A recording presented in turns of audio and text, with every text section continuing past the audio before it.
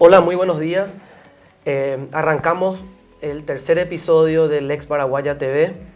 Hoy vamos a debatir un tema muy interesante. Hoy vamos a tener la visita de uno de los generales de la ADENIT, uno de los generales más importantes. Vamos a hablar de todo el ámbito aduanero. Queremos tocar temas especiales, particulares. Queremos hablar de su gestión. Queremos que nos acompañen y, como siempre decimos, queremos que este espacio construya para todos y en beneficio principalmente de los contribuyentes. Doctor Humberto Berni, muy buen día, ¿cómo estás? Muy buen día, Iván, a todos quienes se están conectando. Muchísimas gracias por acompañarnos en este tercer capítulo que va a ser muy interesante, muy importante, porque vamos a estar hablando de una de las aristas, de una de las patas más importantes que tiene el Estado, que es la aduana. Para eso contamos con la presencia y agradecemos desde ya al licenciado Juan Olmedo, al gerente de aduanas, a quien hoy nos visita, y estamos muy contentos de poder tocar este tema tan importante. ¿Qué tal? ¿Cómo está, gerente? Buen día, buen día. Es un gusto para mí compartir este espacio, sobre todo un espacio así tan distendido, tan descontracturado, donde podamos compartir un poco toda la visión que tiene sobre todo la institución, ¿verdad? Que es una institución novel, nueva, pero que tiene un cariz sobre todo de un enfoque mucho más didáctico, más descontracturado, más abierto, con más apertura, y donde podamos poner a conocimiento de los usuarios en general, porque entiéndase que la ciudadanía también es parte un poco del proceso de gestión que nosotros hacemos, pero también están vinculados directamente a los usuarios, los contribuyentes y todas las personas vinculadas a la actividad, de manera que en el día a día están siempre ávidos de conocer un poco la gestión, de conocer un poco las novedades y de tener siempre la información precisa y oportuna que les permita cumplir a cabalidad con sus obligaciones tributarias y aduaneras. Así que un gusto para mí compartir este espacio. Muchas gracias. Desde ya también me sumo al agradecimiento del doctor Berni. Licenciado, que estamos cumpliendo 2 años de la fusión entre lo que es la ex Subsecretaría de Estado de Tributación y Aduana, en una sola entidad, la ADENIT, como la conocemos ahora, ¿verdad? Y queremos empezar un poco y queremos que nos cuentes, o mejor dicho, hacer un repaso de lo que fueron estos 2 años, porque me imagino que no habrá sido fácil. La estructura de aduana es una estructura muy complicada, muy compleja. Entonces, queremos que nos cuente un poquito qué pasó en estos 2 años, qué avances se tuvieron, qué desafíos todavía están teniendo en el corto plazo. Bueno, lo que mencionas es básicamente muy cierto, ¿verdad? Porque tenemos que partir de una premisa.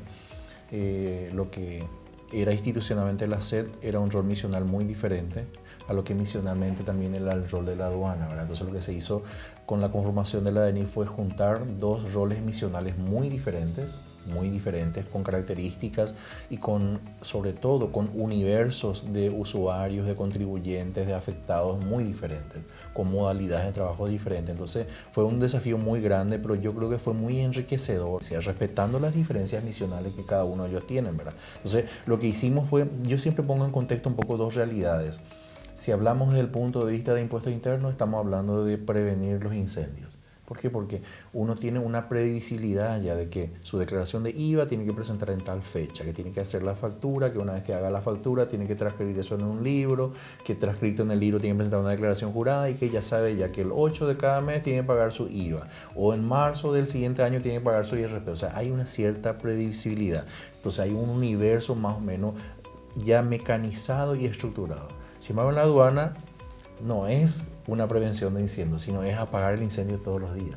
¿Por qué? Porque está viniendo la carga, el río bajó, se naufragó la barcaza, el medio de transporte tuvo un accidente, el medio de transporte tuvo un defecto mecánico, llovió, se generó un paro sindical. O sea, hay una serie de variables que hay que atender en el momento y dar soluciones en el momento. Entonces, son enfoques misionales totalmente diferentes. Y lo que hizo la DENIT fue, de alguna manera, estructurar eso para que tenga una atención personalizada conforme a su rol misional, pero darle una cobertura y un criterio, sobre todo institucional, a la toma de decisiones. Yo creo que eso fue muy oportuno porque, por ejemplo, si vamos a poner en un contexto misional, no había una unión básicamente en compartir datos entre impuestos internos y aduana históricamente. Entonces yo podría traer a lo mejor esta tasa, a lo mejor en un despacho de importación, pero al llegar a la aduana esta tasa se convertiría en un vaso de plástico.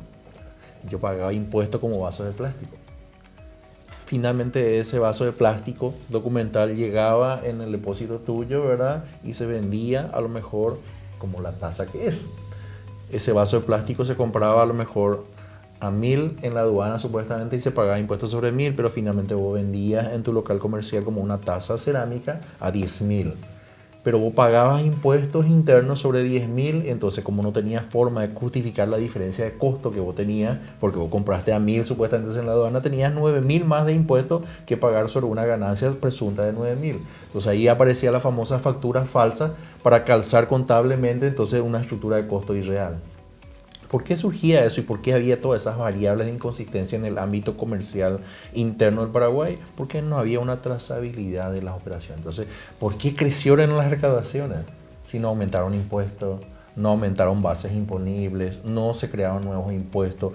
El modelo de negocio comercial de Paraguay tampoco no se disparó, no es que hay mucho más compras, más importaciones, más materia prima, sino que va convirtiendo en un proceso de crecimiento natural. Pero lo que hizo la DENIT fue transparentar y optimizar los procesos de control para que la trazabilidad y la transparencia y la convergencia de datos tengan una razonabilidad. Cuando se hizo el análisis puntual de la creación de la DENIT, se tenía que había una realidad, ¿verdad? En impuestos internos había siempre, por dar un porcentaje que no es cierto, pero es más o menos referencial, los porcentajes de crecimiento de impuestos dentro de lo que era el impuestos internos era del 10% anual. En aduana el crecimiento era del 2%, el 3%, el 4%, a veces meses con déficit. Entonces, ¿cómo no había una cierta relación en un mismo país de que la gente pagaba más impuestos en el IVA y pagaba menos impuestos en el IVA en aduana? Si estábamos hablando de una misma tipología de mercadería o de materia prima que luego se convertía en un producto final que se comercializaba dentro del país. Entonces, hoy día hablamos de que en 2 años de gestión en la DENIT podemos hablar de que estamos acercándonos a los 1.300 millones de dólares de aumento de la recaudación, ¿verdad? En 2 años. Eso es mucho dinero para una economía como la nuestra. 1.300 millones de dólares es muchísimo dinero en 2 años. ¿Con qué? Aumento de impuestos, aumento de tasas, aumento del volumen considerable de la productividad de los negocios en impuestos internos, no. Solamente con controles, con equivalencia. ¿Qué es lo que se dio en este tiempo de 2 años de gestión de la DENIT? Que aumentaron considerablemente las tasas de crecimiento de los impuestos en aduana. Si en impuestos internos estamos creciendo en un 10% en promedio mensual, en aduana estamos creciendo en 17, 18, 20%. Entonces se está compensando y se está volviendo realidad esa equivalencia que tendría que haber en el comercio en general, interno y externo, ¿verdad? De que los impuestos se paguen de manera razonable. Entonces, eso es un contexto así un poco genérico, ¿verdad? De lo que podemos decir como un resumen global de lo que representó la DENIT dentro de la economía paraguaya, lo que representó la DENIT dentro del sistema tributario y aduanero paraguayo y lo que creemos que es a lo mejor una buena decisión que tomó el gobierno al presentar este proyecto de ley y ponerlo básicamente ya en ejecución al iniciar la gestión de este gobierno, ¿verdad? Yo creo que fue desafiante. Fue muy desafiante, pero yo creo que fue enriquecedor para todos llevar adelante este desafío porque se concretaron cambios importantes y hay mucho que hacer todavía sobre todo. Yo creo que ahí no hablaste específicamente perdón, general, y nos diste un pantallazo bastante oportuno, licenciado, de lo que fueron estos 2 años. Y nos decías fuera del micrófono antes de empezar, otro de los temas centrales es justamente, valga la redundancia, la centralización en normativa o de criterios que están aplicando, porque si hay algo que, no sé si era característica, pero era habitual encontrar en aduana, era diferentes criterios para mismos procesos, ¿verdad? Entonces, creo que uno de los pilares fundamentales también que permitió la DENIT, la fusión de aduanas con la SED, es tener un criterio unificado y tener sobre todo, digamos, una bajada de línea única que digamos que después va al resto del país, ¿verdad? Porque sabemos que son varias administraciones de aduana. Sí, no, muy claro es tu concepto porque es justamente lo que se da en la práctica, ¿verdad? Nosotros tenemos una línea institucional que define el director nacional, ¿verdad? Y que nosotros que somos los gerentes operativos, entiéndase de impuestos internos, de aduana y también la gerencia ejecutiva, lo aplicamos en el campo, ¿verdad? Y lo que mencionas es muy cierto, ¿verdad? Porque nosotros tenemos aproximadamente 30 administraciones aduaneras en todo el país. Y bueno, lo que podría ocurrir en la práctica es de que cada administrador tome decisiones en forma unilateral. de cómo calificar una mercadería, cómo clasificar, cómo valorizar, qué tratamiento de interpretación jurídica le va a dar a una discusión, a una controversia, qué tipo de control va a hacer en el proceso aduanero de identificación y de valoración de una mercadería. Entonces, eso es lo que nosotros de alguna manera pusimos como una línea institucional. Nosotros tenemos descentralizado todo el proceso operativo de gestión de un despacho de importación. O sea, una carga que llega en cualquier administración aduanera del país, entiéndase de Ciudad del Este, del Chaco, de Encarnación, geográficamente cualquier sitio del país donde esté una administración aduanera, el administrador de aduana es el competente para gestionar la carga, para armonizar de alguna manera que eso tenga un proceso de facilitación y de gestión lo más rápido posible dentro de todo lo que implica la cadena logística, donde hay una interacción entre importadores, despachantes, agentes de transporte, agentes de carga, una infinidad de agentes de seguros, etc. Todo eso él tiene que armonizar. Ahora, los criterios institucionales son uno solo. La mercadería, esta tasa cuesta 1.000 guaraníes en Ciudad del Este, cuesta 1.000 guaraníes en el Chaco, cuesta 1.000 guaraníes en Puerto Falcón. Esta tasa es tasa de cerámica en Ciudad del Este, en Asunción, en Encarnación, donde fuese. O sea, los criterios de control y los criterios jurídicos son estandarizados por la Dirección Nacional. Entonces, no hay básicamente ya un tratamiento diferenciado, se le da ya un cariz institucional a cada una de nuestras operaciones. Eso fue un gran desafío, se avanzó, no está erradicado totalmente las debilidades, las falencias, la falta de transparencia, la corrupción, no está erradicado. Va a ser una falacia decir, vivimos hoy en un país de maravilla dentro del ámbito propiamente de control de la DENIT y en particular la aduana, pero sí hemos avanzado y hay una línea institucional de construir un plan de mejora constante. Para eso nosotros apostamos fuertemente a dos ejes claros, ¿verdad? Uno es el uso intensivo de la tecnología. Para nosotros es importantísimo mejorar usando la tecnología oportuna y adecuada para cada proceso, pero usar la tecnología y mejorar el uso de la herramienta tecnológica no significa que yo la misma operación que hoy estoy haciendo con 10 trámites lo digitalice. Eso no es una mejora. Yo lo que tengo que hacer es ver si esos 10 trámites son necesarios o no y cuáles de esos 10 puedo eliminar y en vez de 10 hacer 5. Pero usando una herramienta tecnológica que me permita abordar la captura de datos, la captura de información, la consolidación de datos y el traslado de los datos a todos los actores asociados. No que yo tenga un archivo con 10 informaciones y los mismos datos vos tenés y vos tenés los mismos, entonces los tres nos miramos, los mismos tenemos los mismos datos, pero no estamos compartiendo la información. Yo lo tengo que construir básicamente una plataforma que me permita compartir información y que yo solamente le pida al usuario aquella información que sea requerida. Entonces ahí apuntamos nosotros a facilitar, a darle transparencia, trazabilidad y a simplificar los procesos a través del uso de herramientas tecnológicas. Y el otro eje importantísimo para nosotros es los recursos humanos.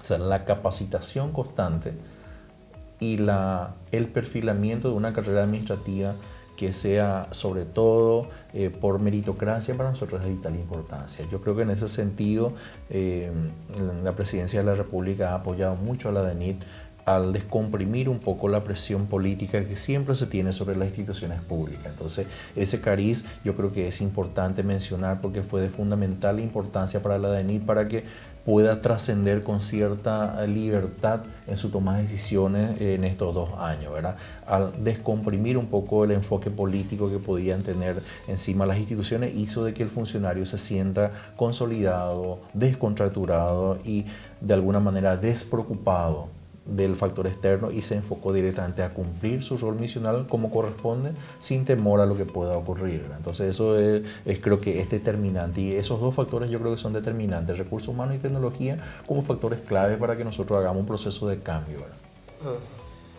Doctor, vos decís que, si bien vos decís que la presidencia respalda mucho lo que es esta fusión, lo que es este proceso de cambio, sin embargo, es difícil también de la noche a la mañana sacar la presión política que existe. Y la aduana es una de las instituciones que más soporta este tipo de prácticas, ¿verdad? ¿Y cómo están sobrellevando eso? Vos nos decías que aumentó la recaudación sin subir impuestos, sin subir tasas. Esa es una buena señal de que la presión política está disminuyendo un poquito, pero en el día a día es diferente y siempre es mejor preguntarle a la persona que está ahí, ¿verdad? Sí, yo no voy a decir algo que de alguna manera todos sabemos, ¿verdad? Que eso es una práctica que históricamente se viene arrastrando en todas las administraciones públicas, no solamente del país, sino de toda América Latina, ¿verdad? Es de alguna manera un concepto que se vino instalando históricamente siempre como un modelo latinoamericano, ¿verdad? Del involucramiento de la política en la gestión pública. Pero la política bien vista siempre es un factor importante, ¿verdad? Y nosotros eso es lo que pretendemos, que las políticas sean positivas para que las instituciones se fortalezcan, ¿verdad? Y nosotros hemos recibido un apoyo muy fuerte del presidente y nosotros estamos muy congratulados por eso, porque finalmente nosotros desarrollamos un trabajo técnico.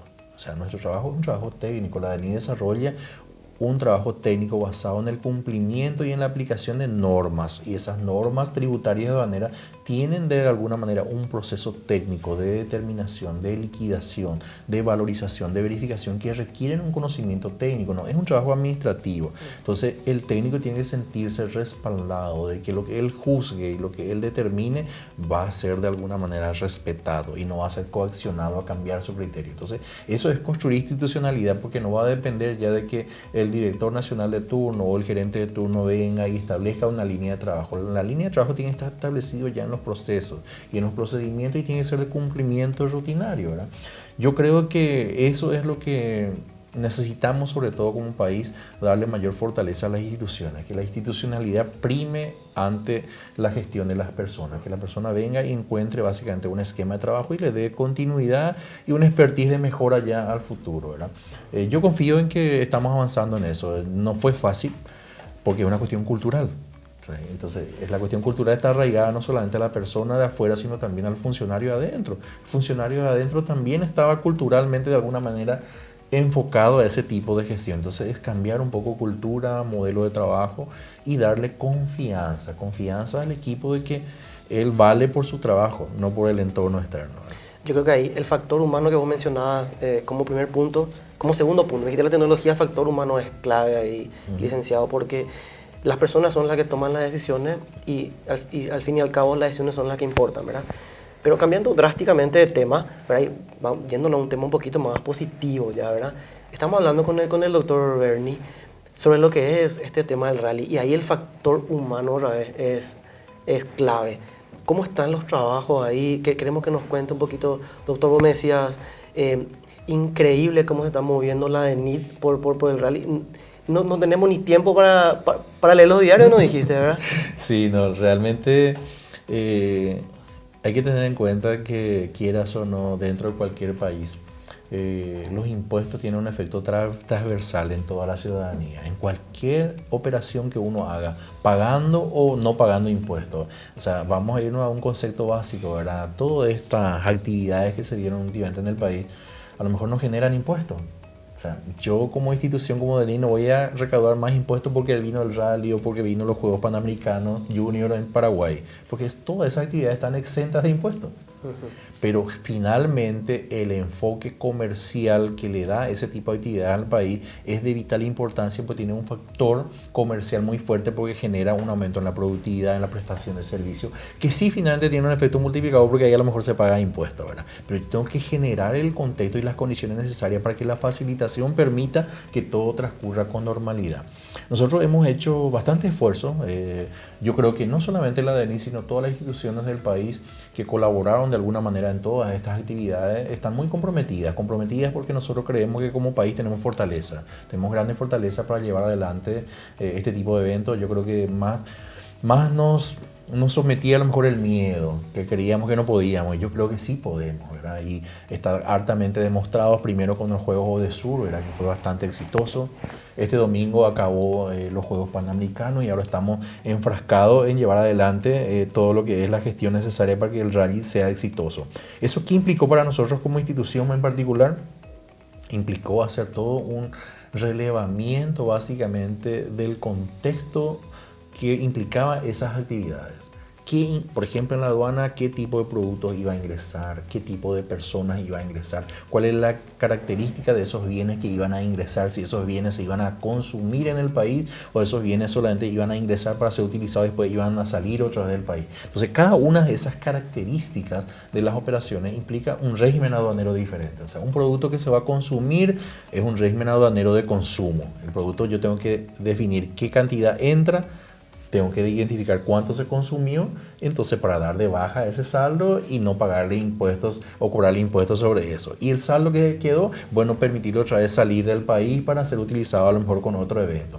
Hay otros tipos de equipamiento que entran para ser utilizados, ¿verdad? No se va a consumir, entonces es un régimen de admisión temporal. Temporalmente yo admito el bien, introduzco en el país, utilizo y después otra vez le doy salida. O sea, cada una de esas características de la operación nosotros analizamos, pero le dimos un procedimiento ya más formal de trazabilidad, de estructurar formularios, de utilizar tecnología con generación de códigos QR, de hacer un catastro preliminar ya en coordinación con la Secretaría Nacional de Deporte, en coordinación con el Comité Olímpico Paraguayo. Entonces, yo ya tenía, antes de que llegue el pasajero y antes que llegue su carga, yo tenía ya el catastro de todas las personas que iban a venir y del tipo de carga que iban a traer. Entonces, cuando llegaba en la aduana, yo ya tenía básicamente la información preliminar obtenida gracias a una planificación hecha previamente con las diferentes instituciones y con los comités organizadores. Obviamente es un rompecabezas en el momento porque hay muchas variables, pero yo creo que la planificación, el orden y la búsqueda sobre todo de institucionalizar ya este tipo de procedimiento para que quede como una capacidad instalada en el país fue muy positivo. Creo que desarrollamos eso. Nosotros hoy gestionamos prácticamente todos los procesos con un formulario electrónico, con lectores de QR. Entonces eso hizo que la dinámica sea mucho más fuerte, pero sobre todo confiamos en que la capacidad ya quedó instalada en el país. Entonces cualquier otro evento que venga ya no nos toma de sorpresa y estamos repitiendo prácticamente los usos y costumbres que ya estamos instalando en cada emprendimiento que estamos desarrollando. Importantísimo destacar esta normativa dinámica que se puede implementar para estos eventos de relevancia internacional. Como mencionó, es importante para el futuro. Esta fue una prueba en donde pasó con nota 10 en general la organización, el país y todo lo que envuelve a este tipo de organizaciones, a este tipo de eventos. Y lo que más le estaba diciendo a Iván que hay que entender es que muchas veces las normativas no avanzan como avanza la dinámica económica o lo que estamos actualizándonos. Pero cuando salen estas normativas, las instituciones también tienen un proceso rápido que hacer, adecuarse, y ahí es donde yo puedo, a través del ejercicio de la profesión, decir que la aduana no solo utiliza la tecnología, sino que apunta a que se instale ya la tecnología en la aduana. Y eso no solo da trazabilidad, no solo da seriedad a la institución, sino que marca un inicio y, por sobre todo, retroceder ya es prácticamente inviable, ¿verdad? Entonces, al poder utilizar más tecnología y al poder que la institución avance en los procesos, queda para el futuro y tenemos la cancha preparada para lo siguiente. Y eso es algo que destacar en la institución y por sobre todo seguir fomentando de que así todas las instituciones se manejen, ¿verdad? Con trazabilidad, con tecnología y apuntando hacia adelante, no proyectos en donde simplemente sea para apagar un incendio, pero no tiene un efecto para el futuro. Totalmente de acuerdo contigo, y yo creo que vos claramente referenciaste lo que es la visión institucional que tenemos nosotros como DENIT, ¿verdad? Nosotros pretendemos de que los procesos estén institucionalizados, que de alguna manera en la práctica se da luego de hecho que la DENIT es siempre una institución articuladora, ¿verdad? Porque sobre todo en el comercio internacional sabemos, como recién te expliqué, ¿verdad?, de que toda la cadena logística participa para que un proceso aduanero se lleve a cabo, ¿verdad? Y la cadena logística implica el despachante, el importador, el agente de seguro, el agente de transporte, el agente de carga, el desconsolidador, las compañías aéreas, los couriers. Todo ese cúmulo de actores que parecen que son individuales, independientes, sin embargo, todos están asociados y convergen en una operación para que esa operación se pueda cerrar. Y en el medio de ellos siempre aparece un poco la DENIT y la aduana como el articulador, ¿verdad? Porque la aduana es la que recibe la información de la gente de transporte, la aduana es la que recibe la información de la gente de seguro, la aduana es la que recibe la información del importador, la aduana es la que recibe el permiso de importación del MIC, el permiso de importación de CENAVE, el permiso de importación de SENAXA, a través de la ventanilla única del importador o del exportador según corresponda. Entonces, entre comillas, la aduana está como que acostumbrada luego ya a ser ese articulador y es el que siempre empuja un poco para adelante el uso intensivo de la tecnología o de los procesos de facilitación para que las demás instituciones se ayornen y se suban un poco a ese modelo de trabajo. Entonces, para nosotros es siempre desafiante porque parece que todos están esperando que nosotros demos el primer paso, ¿verdad? Y en realidad hay que tener en cuenta que muchas veces coloquialmente dice, che, la aduana atajó mi mercadería, dice, la aduana no está saliendo mi despacho de importación porque ahí la aduana me trancó. En realidad no es la aduana, ¿entendés? Porque a lo mejor esa importación no tiene un permiso para importar porque es carne, necesita un permiso de SENAXA. Es semilla, es a lo mejor agrotóxico, necesita un permiso de SENAVE. A lo mejor es un producto tecnológico, necesita un permiso de INAPI. Entonces, salude. Y la aduana lo único que está haciendo es esperando que los demás den las condiciones y las autorizaciones competentes para que él dé el clic, ¿verdad? Él es el mano de la película porque está en el portón. Tiene la llave para abrir el portón, pero los demás son los que de alguna manera cumplen con las formalidades y con los requerimientos, ya sean de índole económico o no económico, para que eso finalmente esté garantizado, ¿verdad? Que ese producto pueda entrar o salir del país cumpliendo con todas las formalidades. Entonces, entre comillas, nosotros siempre somos a veces los malos, los buenos de la película, porque no somos los que tenemos la llave, ¿verdad? Pero ni siquiera somos los que marcamos las pautas, ¿verdad? Pero estamos acostumbrados a eso y de alguna manera somos un articulador del comercio internacional y también y del comercio interno también, porque los productos entran al país para que puedan ser comerciados internamente, ¿verdad? Y sobre el punto, y me parece destacable hablar de controles también, algo que tomé conocimiento que me pareció nuevo es que ante incautaciones la aduana busca tener un aspecto social también.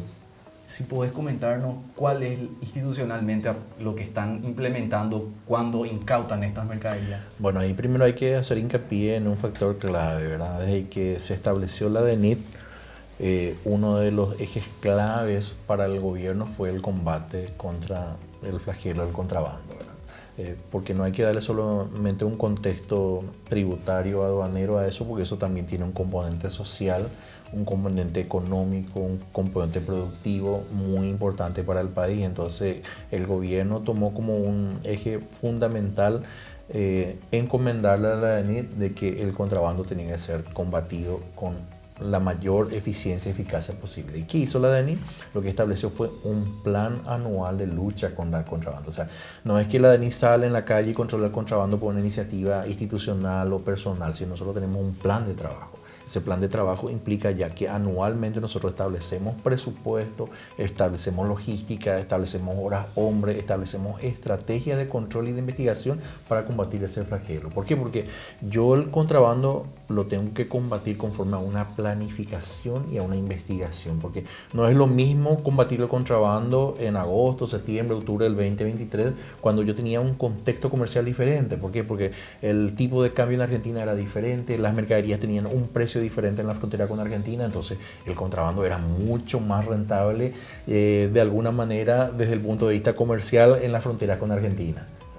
Ahora el contexto del contrabando es diferente con la frontera con Argentina, ¿verdad? ¿Por qué? Porque el tipo de cambio es diferente, la tipología de productos es diferente, los subsidios que tenía la Argentina es diferente, entonces el contrabando ahora yo lo llevo en la frontera probablemente con Bolivia, en la frontera con Brasil, con otro tipo de productos. Entonces eso implica que no hay solamente una iniciativa personal, tiene que haber una planificación. Nosotros tenemos un plan anual, en enero de cada año se pone en puesta a producción un plan y ahí se hace una sinergia de integración con las instituciones que de alguna manera colaboran, porque esto no es un rol solamente de la DENIT, ¿verdad? Ahí tiene que colaborar la Armada, el Ejército, la Policía, delitos económicos, la Fiscalía, etcétera, etcétera, CENAVE. Entonces es converger y articular un poco, y la DENIT vuelve a ser otra vez como una articuladora de ella.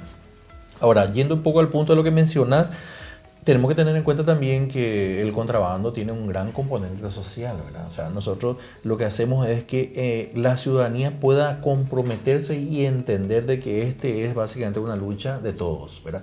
Porque para mí no es lo mismo recibir un salario a lo mejor mínimo de 3 millones de guaraníes y digo, con 3 millones yo voy y compro un kilo de tomate que cuesta 10.000 y es el contrabando y entonces me rinde más mi dinero. A lo mejor yo cargo más la heladera, tengo más productos comprando con productos de contrabando, pero tengo la posibilidad de que ese salario que estoy recibiendo fijo de 3 millones yo deje de recibir porque pierdo mi empleo, porque las empresas que me están dando el trabajo a mí, que me están pagando el salario, no van a poder ser competitivos y no van a poder seguir produciendo porque el contrabando está de alguna manera mitigando y desgastando su factor de producción. Entonces, ese es el factor más clave que nosotros tratamos de socializar. En 2 años tenemos 40 millones de dólares aproximadamente de incautaciones de contrabando. Eso es muchísimo, ¿verdad? Y lo que hicimos fue darle transparencia y trazabilidad a eso. Los productos incautados nosotros tenemos en un stock definido, tenemos bajo inventario y tenemos una clasificación de los productos que incautamos, que sean comestibles, que sean en todo caso perecederos, que sean productos que no son perecederos, que se van a poder vender o productos que van a dañar a la salud, etcétera. Entonces desechamos y lo que hacemos es un catálogo de instituciones de beneficencia sin un componente político, sino entidades con fines de alguna manera sociales a quienes le tenemos catastrado y solamente a esas instituciones entregamos periódicamente donaciones para que eso también tenga un componente social y la ciudadanía reciba esos bienes, pero también pueda dimensionar que esos bienes que él está recibiendo gratuitamente y para su bienestar también están perjudicando de alguna manera al componente país, que nosotros necesitamos fortalecer la producción, ¿verdad? Para que genere mano de obra, trabajo, etcétera, etcétera. Qué importante ese, yo creo que es un triple rol social del Estado y en particular de la DENIT, porque por un lado estamos combatiendo el contrabando, que es una de las principales críticas del sector privado, eso no sabemos todo, ¿verdad? Por segundo, está aumentando de alguna forma la recaudación con estos controles, que es otro de los roles esenciales de la DENIT, que es financiar el presupuesto público con sus múltiples ventajas, ¿verdad? Y en tercer lugar, y no menos importante, digamos, el rostro social que adquiere la DENIT con esto, ¿verdad? O sea, porque la DENIT siempre se le ve como el malo de la película, en sentido de que es el que tiene que controlar, el que tiene que combatir la evasión, el contrabando, pero digamos el rostro social que se le da a esto y digamos el cambio de rótulo, de ser, digamos, el Guasón a ser Batman, es súper importante para construir credibilidad, para construir institución, ¿verdad? Y sobre todo para construir lo primero, ¿verdad? Credibilidad en el corto y en el mediano plazo. Y sobre todo complementar un factor muy clave que como sociedad creo que nos falta, ¿verdad? Que es la cultura tributaria.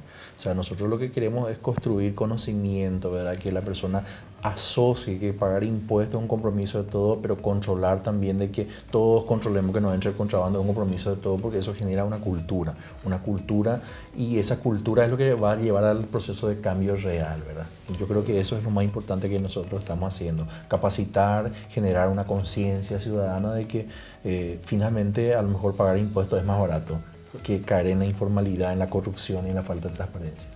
Y por sobre todo enseñar el perjuicio que causa cuando le hacemos un daño al Estado. Aparentemente uno al consumir contrabando no le está dañando al Estado, o sea, no siente. Eso es lo que es importante destacar, que apoyar o fomentar contrabando o cuestiones que van en contra de la contribución con el Estado, al parecer no le estás dañando a nadie, pero estás dañando a todos. Es decir, eso hace que nuestras industrias se vean perjudicadas, que nuestros emprendedores no puedan crecer y se puede tangiblemente medir cuando se reduce el contrabando o cuando se libera cuando no existe un control como debería de existir, ¿verdad? Por eso es muy importante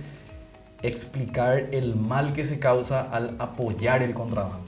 Totalmente de acuerdo, y hay que tener también en cuenta un factor muy importante, ¿verdad? Detrás de, no solamente del contrabando, la DENIT también tiene como rol misional el control de todo tipo de comercios ilícitos, ¿verdad? Entonces eso viene asociado a contrabando, viene asociado a tráfico de droga, a manejo de divisas, de valores, etcétera, que es todo un cúmulo de situaciones que están vinculados a la trazabilidad, al dinero, a la evasión impositiva, etcétera, y todo eso corroe finalmente a la sociedad. Todo corroe a la sociedad porque finalmente nos resta valores. Y yo creo que los valores son los factores más importantes que hacen de que la sociedad vaya construyendo una perspectiva a futuro mejor, ¿verdad? Y a quienes están siguiendo las reglas dicen, desmotiva. Entonces, ese tipo de controles alientan a la formalidad también del país, alientan a la institución y verdaderamente los números mencionados destacan que ahora existen controles muy rigurosos en pos de generar mayor credibilidad a los inversores y mayor solvencia jurídica inclusive también a quienes son detectados. Para ahora, por ejemplo, hay una línea, una centralización de los criterios que se tienen, situación que antes estaba un poco dividida. Claro, de hecho que como concepto misional y como un plan de trabajo específico, la DENI tiene claramente 4 ejes importantes. Uno es incentivar la formalización, o sea, cuando más personas estén formalizadas dentro de lo que es el enfoque comercial país, hablamos de transparencia, de trazabilidad, sobre todo, ¿por qué? Porque esas personas ya forman parte del circuito formal, ya pueden interactuar en el ambiente financiero, pueden tener líneas de crédito mucho más ventajosas, pueden tener beneficios del Estado con planes propiamente de apoyo a la producción. Entonces, la formalidad es de vital importancia. El otro aspecto clave es la facilitación. ¿Por qué? Porque nosotros tenemos dificultades como país de falta de competitividad por nuestras condiciones geográficas, limítrofes, etcétera, etcétera. Entonces, eso hace también que la facilitación, la simplificación de los procesos, la facilitación de los procesos haga que nuestros procesos productivos sean más competitivos. Que esos costos ocultos que siempre están ahí rondando podamos erradicar para que se sinceren nuestros costos y de alguna manera nuestros precios finales sean claros, concretos y podamos medir con mayor objetividad si es rentable o no hacer esta actividad y ser competitivo con lo que finalmente decida hacer, ¿verdad? Y otro aspecto clave es la transparencia, el combate a la corrupción.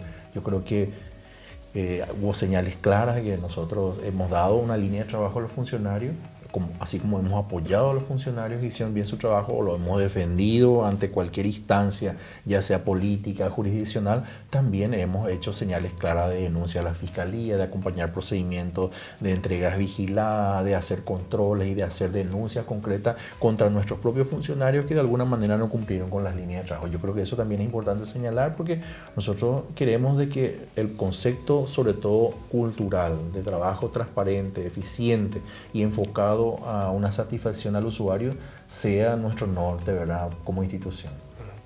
Yo creo que es bastante claro, licenciado. Y para ir cerrando un poquito, porque se nos va el tiempo, lo que siempre preguntamos acá para cerrar es ¿cuáles son los desafíos en el corto plazo? ¿A qué es lo que se apunta en el corto plazo? Bueno, nosotros como DENIT en realidad somos bastante ambiciosos, ¿verdad?